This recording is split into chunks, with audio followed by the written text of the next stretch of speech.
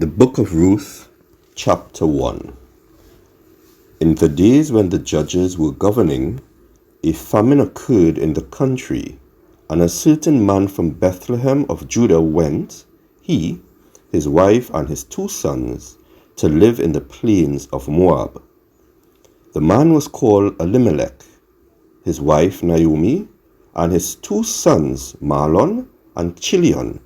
They were Ephrathites from Bethlehem of Judah.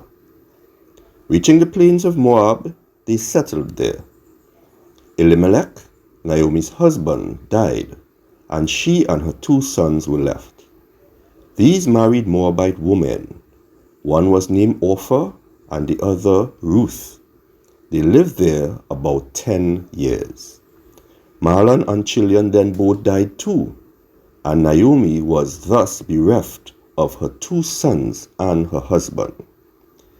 She then decided to return from the plains of Moab with her daughters-in-law, having heard in the plains of Moab that the Lord had visited his people and given them food.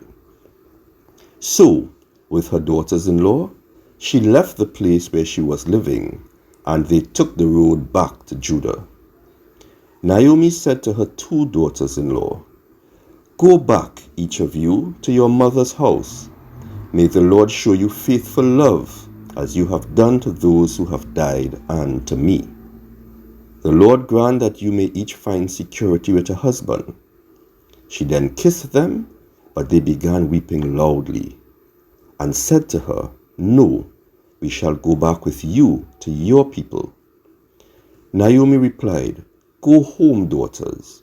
Why should you come with me? Have I any more sons in my womb to make husbands for you? Go home, daughters, go, for I am now too old to have a husband. Even if I said I still have a hope, I shall take a husband this very night and shall bear more sons. Would you be prepared to wait for them until they are grown up? Would you refuse to marry for their sake?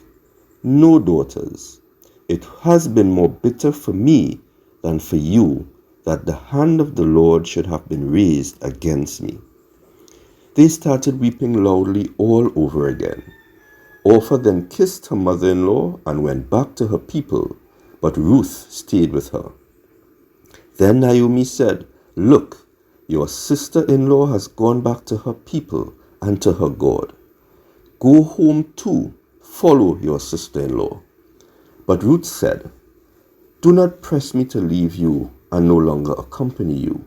For wherever you go, I shall go. Wherever you live, I shall live. Your people shall be my people, and your God shall be my God. Where you die, I shall die, and there shall I be buried. Let the Lord bring unnameable ills on me, and worse ills too, if even death should part me from you." Seeing that Ruth was determined to go with her, Naomi said no more to her.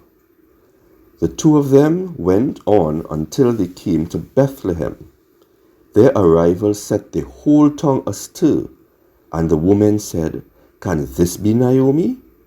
To this she replied, "Do not call me Naomi, call me Mara, for Shaddai has made my lot bitter. I departed full, and the Lord has brought me home empty. Why then call me Naomi, since the Lord has pronounced against me, and Shaddai has made me wretched?" This was how Naomi came home with her daughter-in-law Ruth, the Moabite, on returning from the plains of Moab. They arrived in Bethlehem at the beginning of the barley harvest.